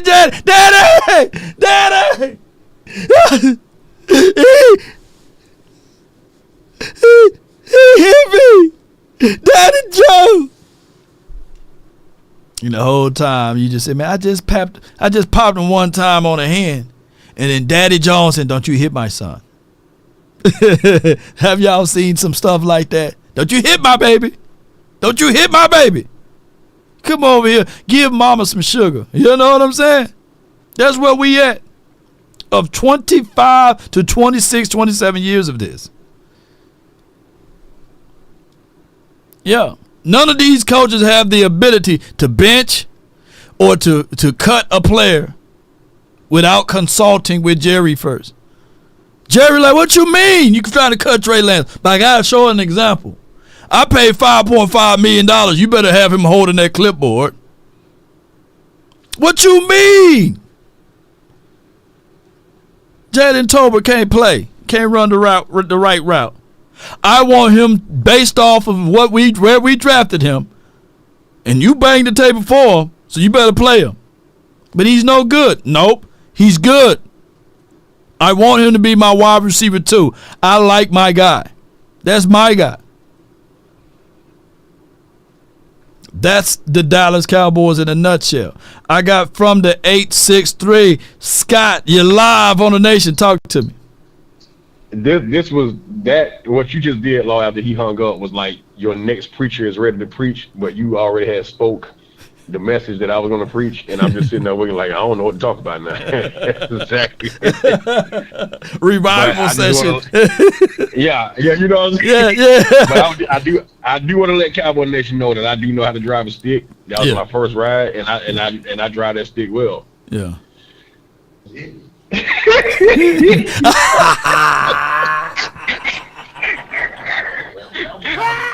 No Diddy, you know, you no Diddy, you know, or no Hover, or no Jigger, you know, Jigger what? A Jigger who? But check it though, man. Yeah. You said some very powerful stuff earlier, man, going from Ecclesiastes, and the thing about it is, bro, is that we needed a message sent. And I don't care if it was his first time playing. Mm-hmm. I don't care if it was his first time touching the field. Right. He should have been cut. Right. Let's go back to Jimmy Johnson days. A brother got asthma. Yeah. Asthma. And he was on the team, bro. And he couldn't finish his run. Yeah. Didn't give him a chance. He said, hey, man, what's wrong with the dude? Troy Aikman said, hey, he does have asthma. Yeah. They cut the dude the same day. Send a message to the team. Send a message. Because... yeah, send a message. You know what I'm saying? The running back that came in for Emmitt Smith when the game was totally in hand. Right. And told him, hey, you better not fumble this ball. He fumbled that ball, and that was his last game. He still got a ring, but that was his last game. You know what I'm saying? So a message should have been sent. They don't send messages anymore to players because, hey, the players making more money than the coaches. Yeah. You know what I'm saying? It's no balls from the coaches anymore. Of course, there's a Jerry thing, but, you know, even with Mike McCarthy, even though I wanted him here, I love Mike, you know what I'm saying, glad the things that he did and all like that. But, you know what I'm saying, when you read out of Ecclesiastes, the second verse says, it's a time to be born and it's a time to die. Come on, it's a time to plant and it's a time to pluck up. It's time to pluck the motherfucker. Yeah, come on with it. It's time to make Mike McCarthy a mother plucker. Pluck that mother plucker. You come on with it. No, I didn't say that. I said plucker. Hey, plucker, yeah. Hey, it is what it is. It's a plucker. Yeah, you know what I'm saying? Trying to pluck that motherfucker. You know what I'm saying? And say, why you pluck me? Because it's time to pluck you. You know what I'm saying? It brings somebody fresh in here, man. And sometimes boundaries are boundaries. Rules are rules. Laws are laws, bro. Look, can you be sitting there like, man, I get it. You know, that's the law. But I don't still touch the Ark of the Covenant. You know what I'm saying? And what would have happened? You know what I'm saying? You know, I'm good. I'm Scott. I'm Scott. I can touch the Ark. Come on, let me touch that Ark. What gonna happen to you? You know? Right, touch it. You know, and you're gonna die. You're gonna die. You know what I'm saying? Put that bell around your neck and pull you up out of that thing. And touch it, bro. Yeah. So it's just like it's like there are no more messages, man. The discipline of this team is just not there. It's just not. Yeah. And you know, I mean, I'm around kids all day. I got my classroom. Right.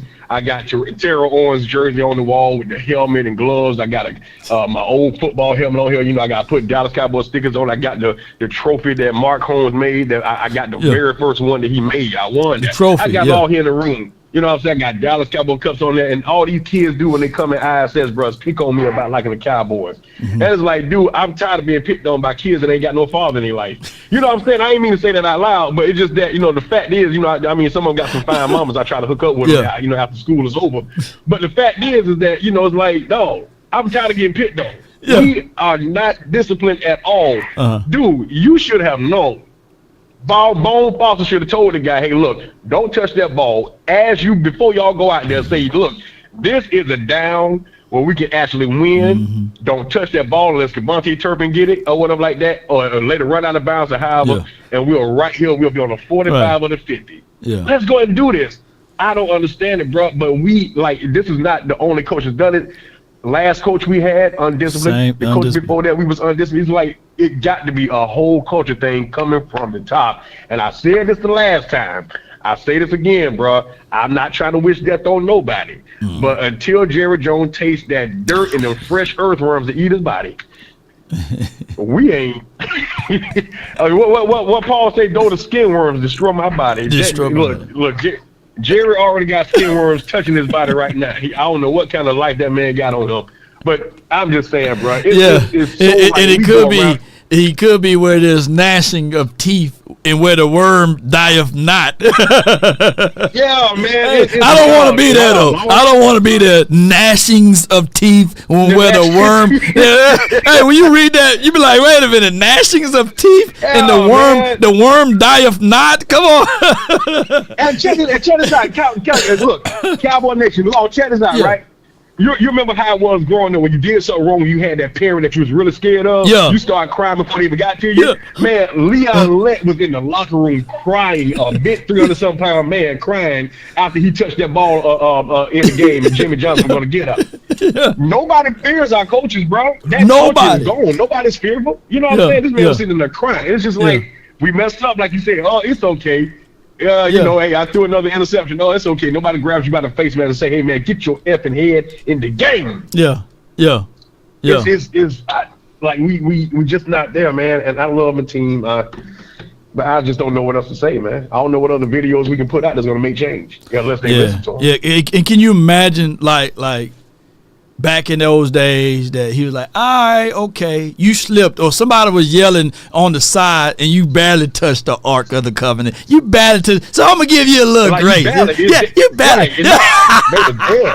The veil. It was gone, bro. Yeah, it's gone. You know what I'm saying? So what I'm saying is they should have been like, this should have been literally, the damn Cowboys website at the Cowboys.com got him speaking like, what? For what? What you got to say? What are you talking for? What are you talking for? Man, they asked him like, "Hey, man, you know, what were you thinking when you, I mean, I heard the crowd, I heard that bit thump, and I didn't know what it was." Like, man, dude, you sound so dumb explaining yourself right now. I wouldn't even took that interview. Like, that didn't make nobody feel sorry for you, man. Like, I just helped up our chance to make it to the playoffs. Although we are still a piece of percent mathematically in it. I just literally had the playoffs in my armpit and I let it go. Yeah, that's literally like R. Kelly getting out, right? And then he's at an all-girls party, you know, the all-girls Scott party, and then in the interviewer like, hey, now talk to me, what's going on? And R. Kelly like, hey, let me tell you, this is what's, like, we don't want to hear from you, dog. It's just like that time when I was in high school, man. I had cheated with my best friend girlfriend. I ain't never tell him the story, so he don't never listen to Cowboy stuff anyway. So I'm pretty sick to tell this story. I was with her at the beach and I was trying to get them back together, right? And then she made a pass at me, but she was fine and I didn't turn it down. And that's just like me going to him and just saying, hey, man, look, I know I messed up. I ain't gonna tell him nothing like that, man. I only want to have that conversation. Wait a minute. Now, I pray that you don't play this on air to hear it one day. He might hear it one day. Is that, you messed up like that. You know what I'm saying? You just don't. I sound like somebody just said I sound like Shay Sharp. Well, that's my Michelle. But anyway, you just don't do stuff like that, dog. Who want to talk to you? I don't want to talk to you when you just stuff like that. No, nobody want to talk to you like that, man. Yeah. So, man, appreciate you, bro, for jumping in. Yeah, it's good, man. Listen to you, man, bro. Appreciate you, bro. Most dog. No doubt, man. That's Scott, man. And let people know where they can find you, though, bro. All right, okay, guys. Look, I have a podcast. It's called Unmuted. I got David Irvin on there, the former Cowboy number 95. Law came on the episode, and we talk Cowboy football. We break stuff down as well. We get ready to go for episode number 2. But come over there and just hit subscribe. It's absolutely free. Hashtag Unmuted. I got on a gray shirt with a big U in the middle of my chest and a hat that got a U on it. That's all y'all got to do. Y'all even got to watch the video. Just subscribe. I'm just got money time. Just make me like $300 a day. I'll be all right. No doubt, man. That way I can stop stripping the church. No doubt, man. That's my guy. Yeah, that boy crazy as a cat hair, boy. Appreciate you, bro. Yes, indeed, man. Yeah. Sometimes, he was the last caller, by the way. But sometimes in life, man, and y'all let me know, did y'all check out that white dress the other day? I'm just asking for y'all. Did y'all check out? I'm clean up this room. Yeah. Let me tell you how pleading should have been. Let me tell you how pleading is. And we all been in this situation before. I'm doing things you said. Don't go with Mom. Please, I'm not gonna lie. Please, I promise. I promise. Come up out of the bed. Come up out of the bed. Come on. That should have been a warrior. Come on, up on the bed. Jerry Johnson said, come up out of that bed. Come up out of the bed. I'm gonna listen. Please, let me just clean up. I'm gonna do whatever you say. I'm gonna clean up after myself. I'm gonna pick up all the trash. Just please don't with me. I'm gonna pick up all this stuff. I'm gonna clean up. I'm gonna clean my dresser. I'm gonna clean everything. Let me play it again from the beginning. Come on, up out of that bed, bro. Mama, give me one more time, okay? Give me one more chance, mama. I'm clean up this room. I'm clean up the room. I'm gonna listen what everything you say. I'm gonna put my toys up. I'm doing everything you say. Now, don't look me, Mom. Please, I'm not gonna lie. I'm not gonna lie. Please, I promise. Mom, I promise. Come up out of the bed. Mom, I'm not gonna lie. Come on. I'm gonna get a whooping, please. Come on, up on the bed. Please, Mama. Get a whooping. Come up out of the bed. Come up out of that bed. Mama, listen. Please, let me just clean up. I'm gonna do whatever you say. I'm gonna clean up after myself. I'm gonna pick up all the trash. Just please don't with me. I'm gonna pick up all this stuff. I'm gonna clean up. I'm gonna clean my dresser. I'm gonna clean everything. That boy, he come over my house and clean up everything.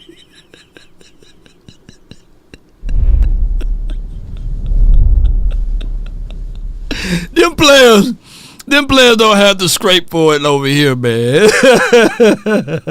Jerry is the type of parent that's going to be like, hey, all is going to be okay. All is okay. You know, we got you. Oh, my gosh, man. Yes, indeed.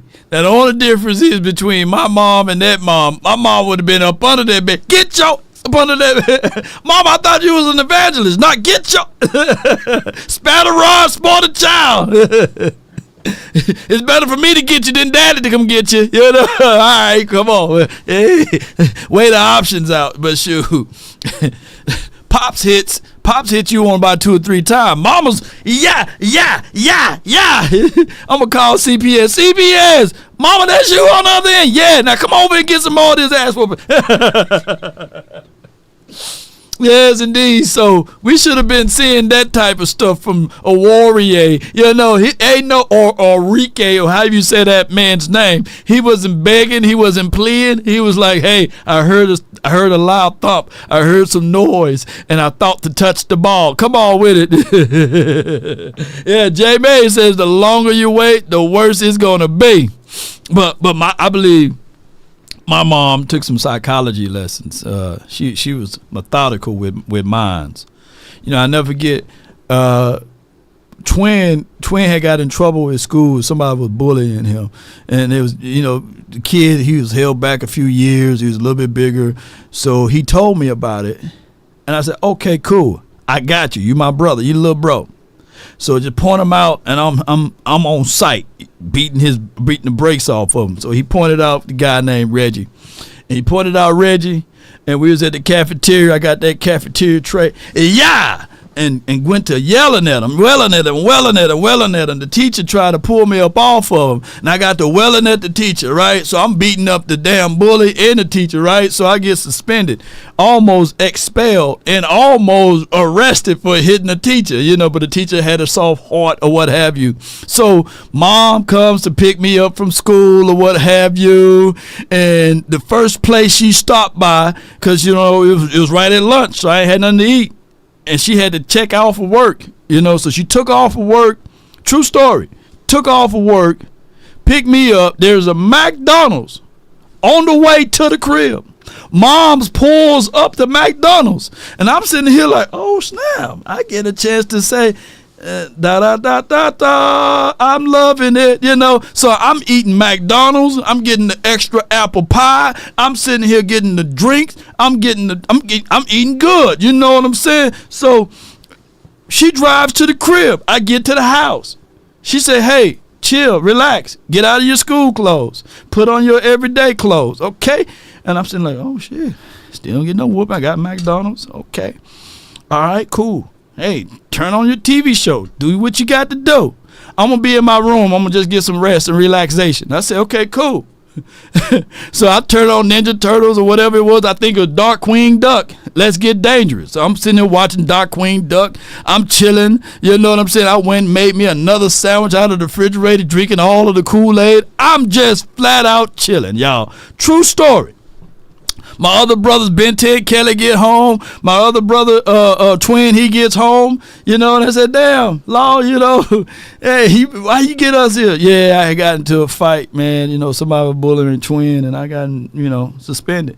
So I'll be here for the next 2 or 3 days. I don't have to go to school. Mom gave me McDonald's and everything. You know what I'm saying? So I'm chilling. Night rolls around, you know what I'm saying? It's time for bath time and go to bed. You know, I'm just chilling. You know, Bente took his bath, Kelly took his, twin took his. I'm sitting here waiting for mine to be last, you know what I'm saying? So, because I've been at the house, I ain't really was dirty like that. I get into the tub, wash up, clean up, get out of the tub, go to my room. Here's mama with the biggest belt of all time. Fresh out of the tub. You know, when you just get out of the tub, she gave me a clean ass whooping. I'm talking about I still feel it to this day. And I'm sitting like, whoa, whoa, whoa. And then it was embarrassing because all my brethren, they sitting there listening like, oh my goodness. It was melee. She said, don't I tell you. I'm like, you know, let me put my drawers on at least, you know, just straight belt to meat. And it was just hurting. I was like, look, I can't stand you, Mom. But that was some psychological stuff, man.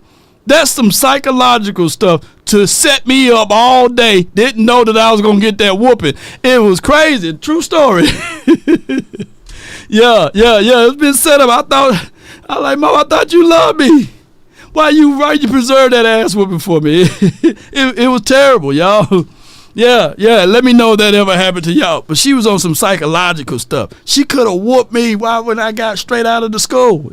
She just played it all nonchalant, you know. Yeah. Angie, so that take that fresh ass whooping to a whole nother level, don't it? Yes, indeed. Brother was like this, sleeping the whole night like this with his eyes open, like, I don't know if she gonna come again. Belt to meat is insane. True story. It stings more when you put your hand back there. Just let it hit the meat. Don't put your hand back there. You put your hand back there, it hurts even more. That hand be like, ah! And then you move around like this, and she hits you again, and then you put your hand back there, and yeah! Choking on your own spit. So technically, I don't know, maybe she was one of them mamas too. You know, maybe she was one of them mamas over here when the boy pleading for his life. Come on, up out of that bed. Come on, out of that bed. Give me one more time, okay? Biggie, give me one more chance. Everything you say. I'm gonna put my toys up. I'm doing everything you say. Don't whoop me, Mom. Please. I'm not gonna lie. Please, I promise. Mom, I promise. Come up out of the bed. No, I'm not gonna lie. Come on. Come on. Hey, she don't even have the pre-peel switch. She got the switch with all the leaves on there, man. She notorious. She didn't even peel it. Like she didn't even peel these leaves off of there. Yeah, that whooping is gonna hurt even more because there's all type of bacteria and dirt on them leaves, man. It might get into the womb. Yeah. I couldn't sit down for a whole month. And I'm sitting here like I'm protecting twin. I shouldn't even be getting this whooping. If anything, he should be continuing to getting the whooping from the dude. I thought I was doing the noble thing. Yeah. Come off my bed. Come. Listen. Please, let me just clean up. Let me just clean up. I'm gonna clean up after myself. I'm gonna pick up all the trash. Just please don't move me. Please. I'm gonna pick up all this stuff. I'm gonna clean up. I'm gonna clean my dresser. I'm gonna clean everything.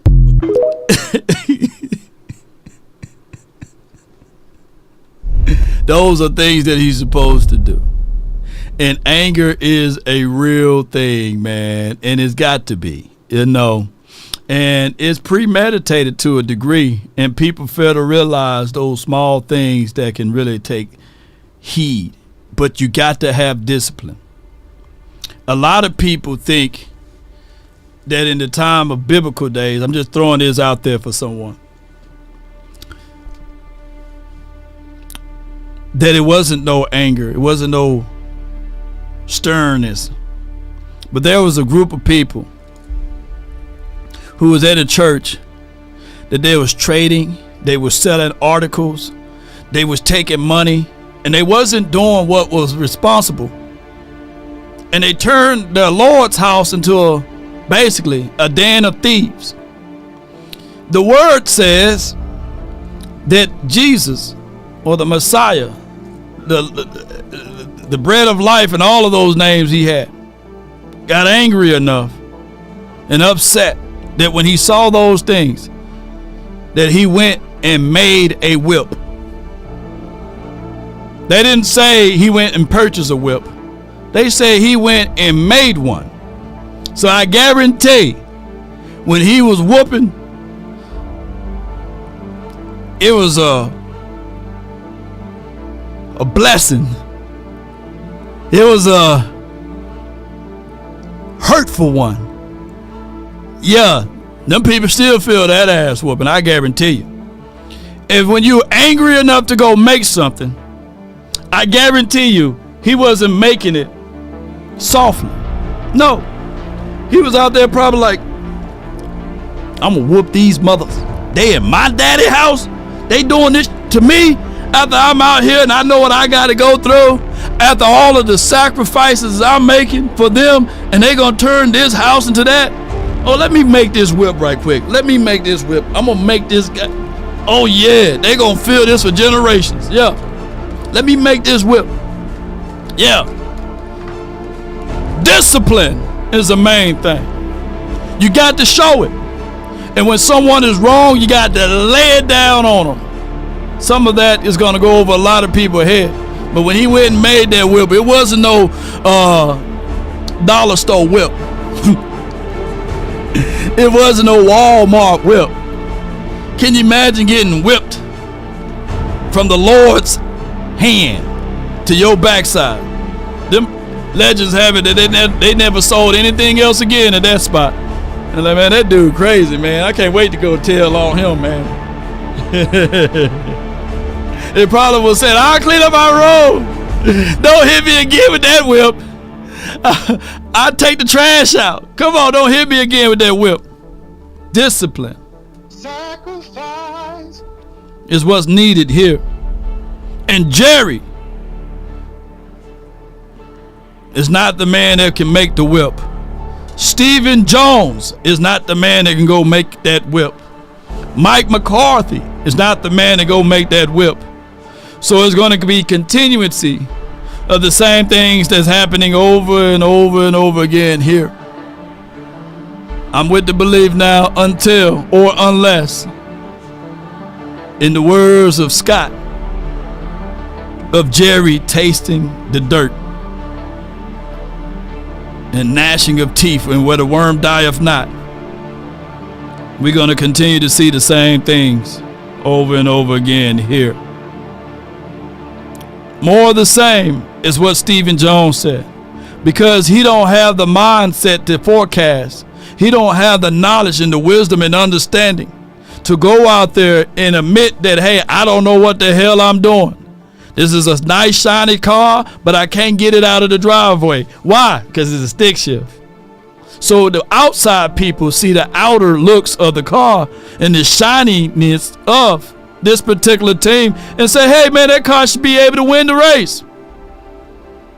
But look at the driver. They can't get it out of the driveway, but they want the credit. That's the Dallas Cowboys. Mama said there'll be days just like this, by the way. But there was this quote that I like to read out from my mind to your ears by Les Brown. I say it on all of my closings.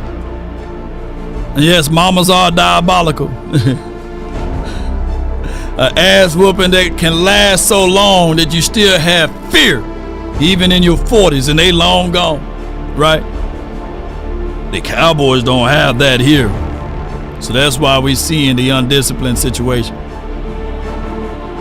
But if you want a thing bad enough to go out there and fight for it, to work day and night, to give up your time, your peace and your sleep, if all of your desires of it makes you quite mad, that you don't get tired, and it makes you hold everything tawdry and cheap, if life itself seems empty and useless without it, and all that you scheme and dream is about it, if you will gladly go out there and sweat for it, fret for it, or even plan for it, to lose all terror of your beautiful mind, if you would simply, just simply go after the thing you want with all of your capacity, strength, sagacity, with faith, hope, and confidence, and stern pertinacity, if neither cold poverty or the famish of fame, or the sickness of body or brain, or even that, come on, mama, stop! Stop, mama! If dog of the grim and besieged and beset with the help of Almighty. Hit me one more time now. You will get it, baby. If we offended anyone, charge it to my beard, not my heart. Give me my thing, you. Yeah. Somebody said those are the good days. Shh. Now they got cameras everywhere. Shoot. They got cameras everywhere. Oh, that's bad what that dad did to that lady. You know, that girl. That's bad what Mama Nim did to Ricky and Pookie and Ray Ray.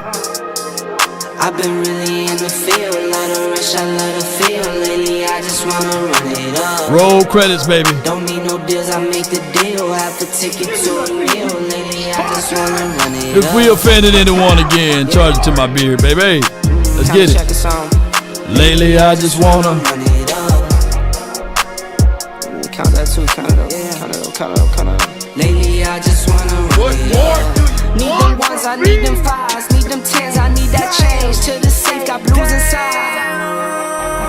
Greens and pinks, it's all the same. I still sit and roll my change. Take some losses when I play, charge it to the shout out to Toxic Tom, JV boy. I didn't know y'all made super chats. Still the same, now switching sides, now it's about loyalty. You switch sides off for the bag, and that's come on with it. I mix Nike with designer, I experiment. You just rock what's on the shelf, and I'm not feeling it. Search for the one, but baby girl, it's nothing real as this. Can't trust a soul, I keep a hammer. Call it too legit. Appreciate y'all. I've been really in the field, love the rush, I love the feel. Lately, I just wanna run it up. Don't need no deals, I make the deal. Have to take it to a meal. Lately, I just wanna run it up. Yeah. Count a check a song. Lately, I just wanna run it up. Count that too, count it up, count it up. Lately, I just wanna run it up. Yeah. I just be off the dome. I never own no chrome. Come on. Too many foes and clothes. Yeah. I be at home alone. I be in zones alone. I be on road alone. Yeah. I been really in the field. Love the rush, I love the feel. Lately, I just wanna run it up. Don't need no deals, I make the deal. Have to take it to a meal. Lately, I just wanna run it up. Anarchy Boys, AB. Put Anarchy Boys in the chat. Come on with it. Count that too, count it up, count it up. Come on, Papa, the baby. I just wanna run it up. Lately, I just wanna emotional damage.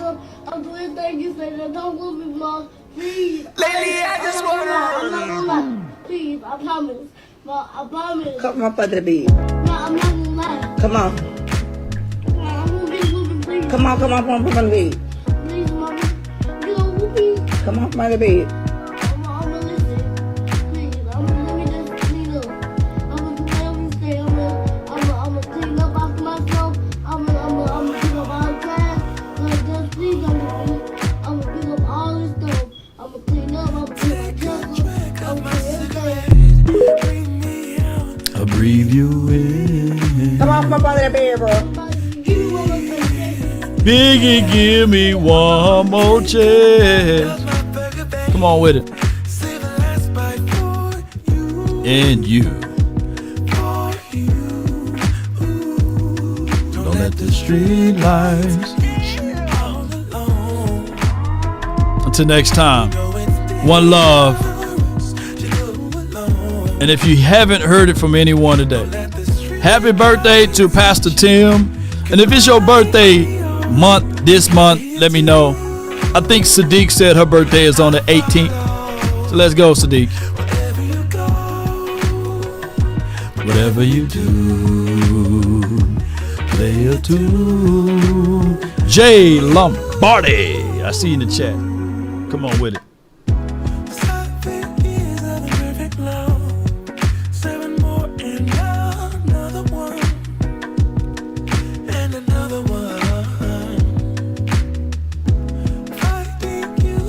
Willie Tay. Today is his birthday too.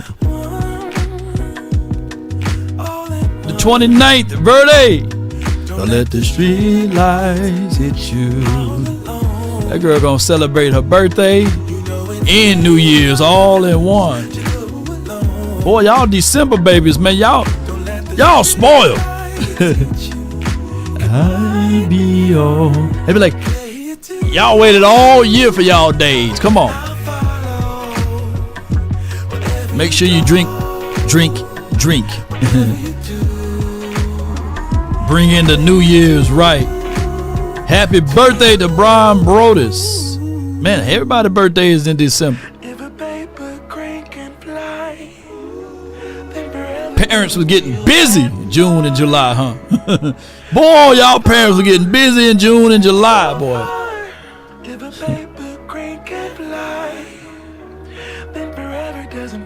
Until next time, DC for life. Oh no, that mean no. That mean no. I'm off.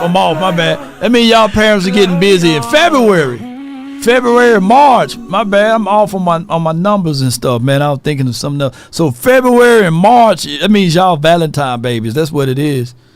Yeah. That means because it's 9 months to have them. So yeah. So that means February and March, man. Y'all was getting busy, boy. That's what was going on because that's my birthday month, February, the month of love. You know what I'm saying? Damn. Come on with it. We up out. One love, DC for life. Peace.